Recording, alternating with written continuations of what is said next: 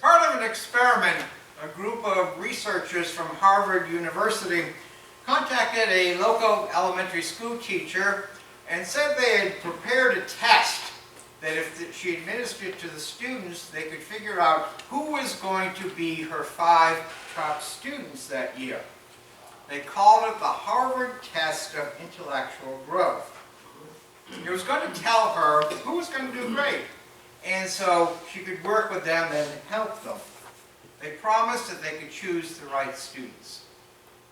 So they administered this obsolete IQ test, and then they threw the results away.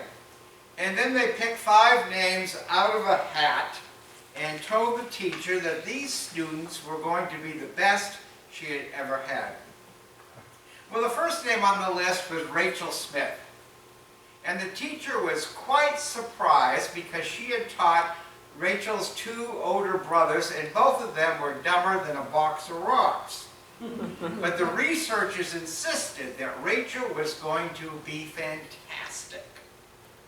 Rachel and the 4 others never had a chance.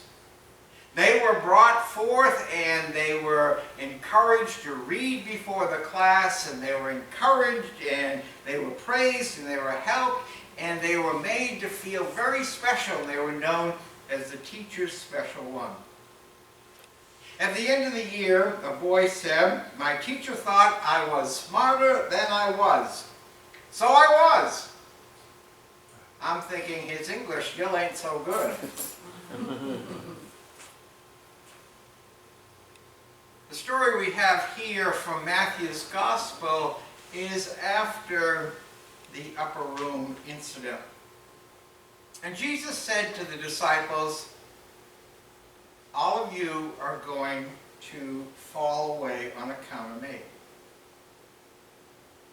Now, Jesus didn't need anybody from Harvard to tell him that's what was going to happen. But they still did it anyway. Rachel changed. The young boy changed in certain ways. And each one of us, with the passing of time, is going to change just as well. We know, reading the story later, that what Jesus predicted happened. And it would come true. Now, Judas is the famous one. Not many people name their children, their sons, or their dogs, or their other pets Judas. But it was a very common name among the Jews. Originally, it meant praise the Lord. But to we Christians, over 2,000 years later, the name Judas is linked to Judas Iscariot. And for us, it automatically means traitor and no good goober. Now, we know the story, but we don't usually understand the reasons. It's a lot easier looking back and coming up with our own reasons. Did he betray Jesus for that amount of money? No, really, it wasn't that much. The only place that that's recorded is in John's Gospel, but this is long after the fact when John wrote what was going on. But John was also convinced that Judas would drink milk out of the carton and put it back in the refrigerator. Judas did not do anything right. But the money issue really wasn't that much, 30 pieces of silver. A piece of silver at that time was the size of your baby fingernail. 30 fingernails. It wasn't really that much money. And it bothered Judas so much that he tried to return it after the fact. Now, like the other disciples, Judas was wondering where he stood in Jesus' eyes. Now we have Jesus. Jesus was not one to go around and clapping people on the back and, "Oh, you're wonderful, you're the greatest thing since whatever." Judas at that moment may have been reacting to something Jesus had said, or he misunderstood.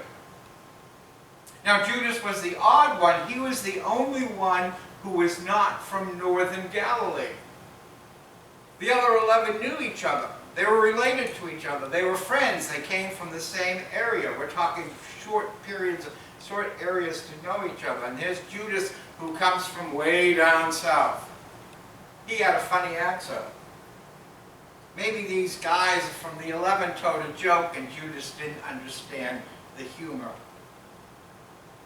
Some people think that Judas was one of those nationalists, the people who wanted to get the Romans out of Palestine.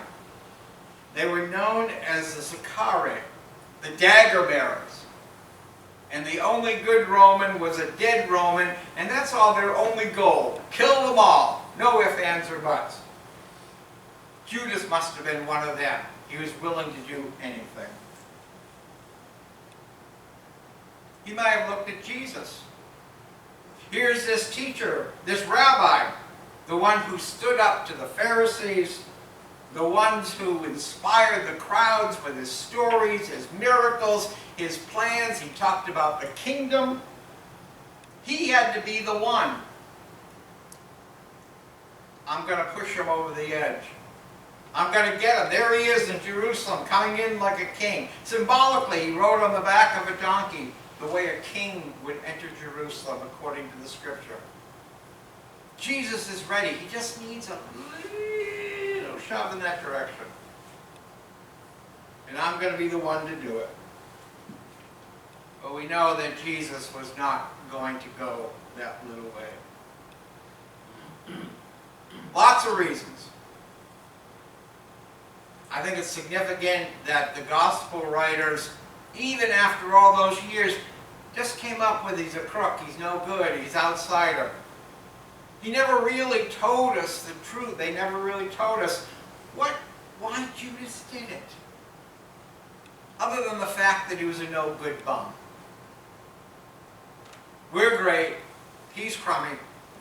We've seen that before, even today. It leaves a great deal for us to think about. And what is our relationship with people who are different from us?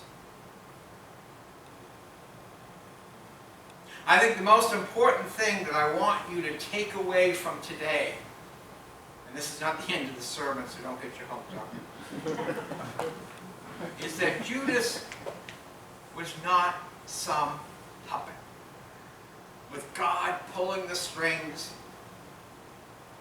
That God said, oh, I'm going to make the Pacific Ocean, and I'm going to pick Judas to be the one to betray my son. Judas had a choice. Judas had a choice. He's not something that God's just controlling. I don't like this guy. It's not like Jesus walked into the upper room that night and said, what are we having for dinner? And he looked at Judas and I said, Daddy told me you're going to be the one that's going to do something at 8:55 tonight. I know what it is. It didn't work that way. It's not like that. Judas had a choice. Remember that. It's hard for the gospel writers to believe that. Jesus said, you're the son of perdition. And it's very easy that we put Judas in a box because it's easier to put him in a box. We can understand that if he's in a box. But we also have to ask ourselves, who is stronger in this world? Is it God or is it the devil? Choose. Choose. We have choices. It's important, even though people are uncomfortable with it, we have to wrestle with the mind and the character of God. We like to impose our human limitations on God. It's easier for that. I remember when I was in my Ohio church, conservative church, nice people, very conservative, right of right. And it was time when the United Church of Christ was same-gender marriages, and a woman looked at me and said, didn't God make a mistake when he created these And I said, I took all the courage in me because she was the one that wrote the checks. I said, no, God does not make mistakes. I still got my check, but I also got the look every time she gave it to me. God doesn't make mistakes just because we don't like what's going on in the world.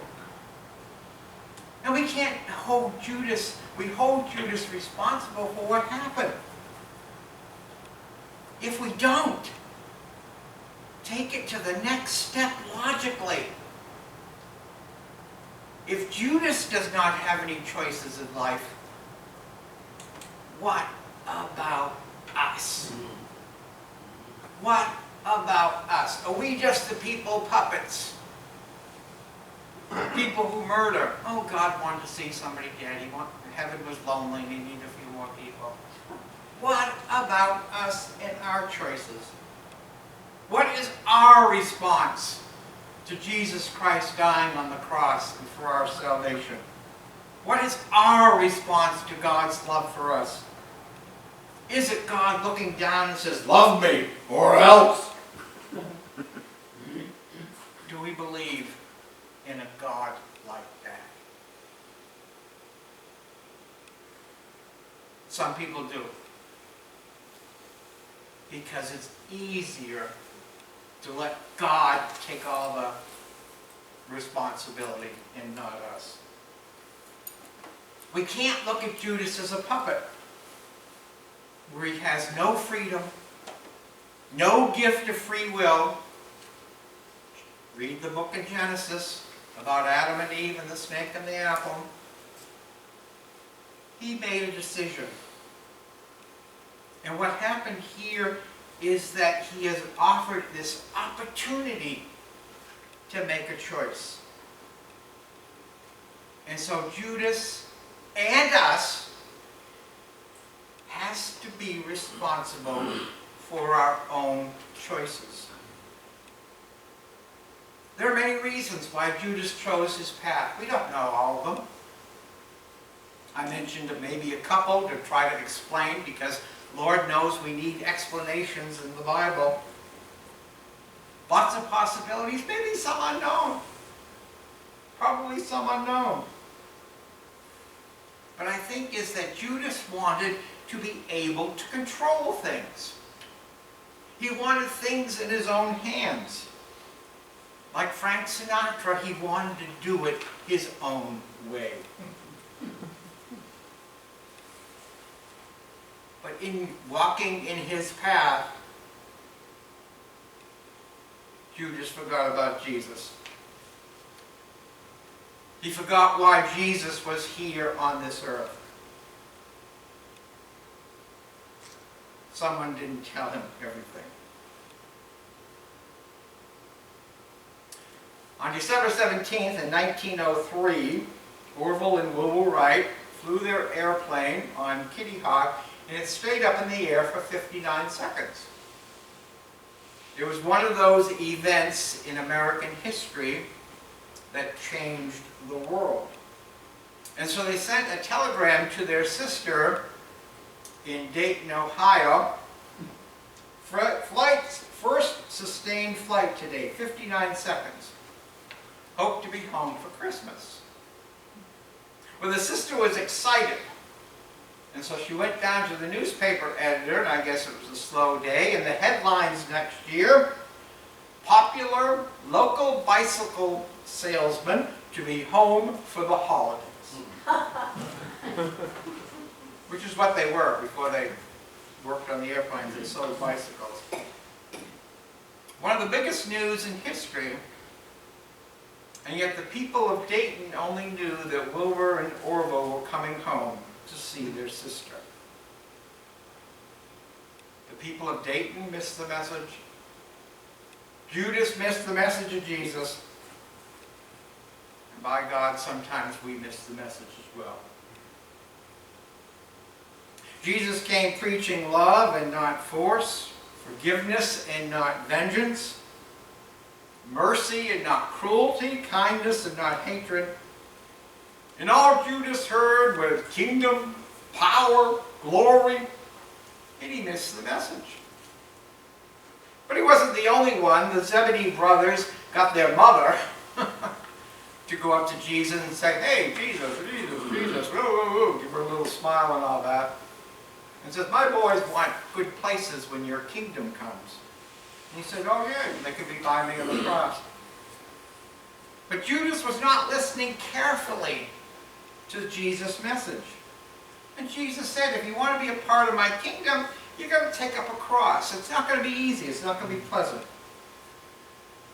But it goes back to Judas wanted to be in control. He wanted the crown and the throne and the perks, but forgot how it would go that way. And so Judas decides he's going to betray Jesus Christ. His greatest sin was the fact that Jesus would have forgiven him. Jesus missed the opportunity that could have changed his life. He had taken the opportunity to do what he wanted. And if he had been forgiven, he would have been honored as one of the 12, instead of remembered as a traitor. Jesus offered him forgiveness in the upper room before he even left. It was a Middle Eastern custom, there weren't any forks or anything, those came much, much later, that you would take a piece of bread and dip it into the common bowl and share it with somebody. If I gave you my piece of bread, I loved you, I accepted you, I wanted you to be a part of my life. And we have this story that Jesus did share a morsel of his meal with them. He offered him forgiveness before he did anything. Judas, I know what you're thinking.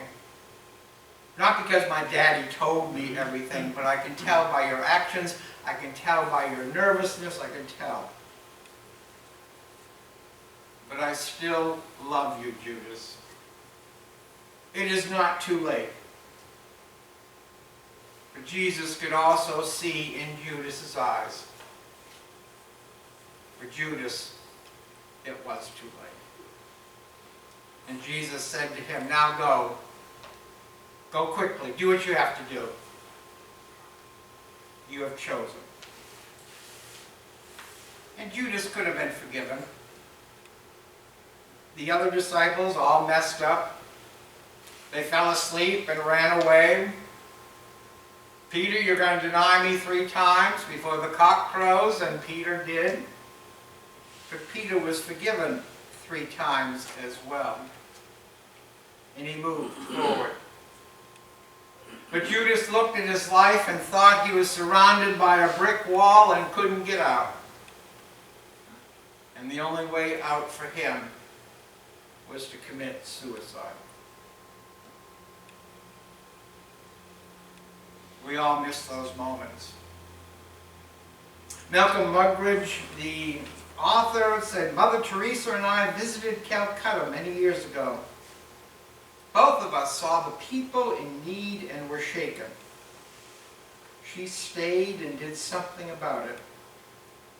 I went home and did nothing. Often there are moments in which we miss the opportunity that we might be able to do something. It's in front of each one of us in certain ways, maybe not as obvious. None of us are betraying Jesus Christ. But there are moments when we could make a difference and do it. But we also have the gift of forgiveness. And when we come to the Lord's table, He is standing there sharing the bread, sharing the cup with each one of us, and saying, I know you messed up this week, but I love you. Here, take a part of that love. This is the good news. Amen. Amen.